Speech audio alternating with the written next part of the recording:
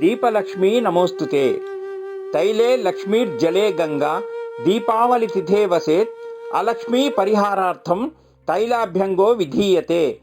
దీపావళి తిథి నాడు నువ్వుల నూనెలో లక్ష్మీదేవి, అన్ని నదులు, బావులు, మడుగులు, నీటి చర్మంలో గంగాదేవి ఉంటుందని దీని భావం. నరక చతుర్దశి నాటి సాయంత్రం కనీసం 5 ప్రదేశాల్లో దీపాలు ఉంచాలి.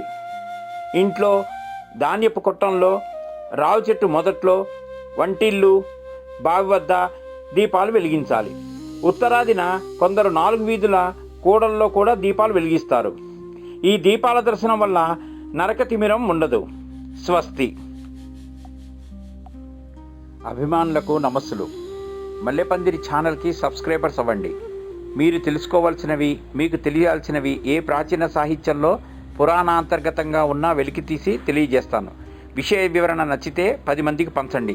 వాళ్ళను మల్లెపందిరిలో మల్లెలను చేయండి. ధన్యవాదాలు.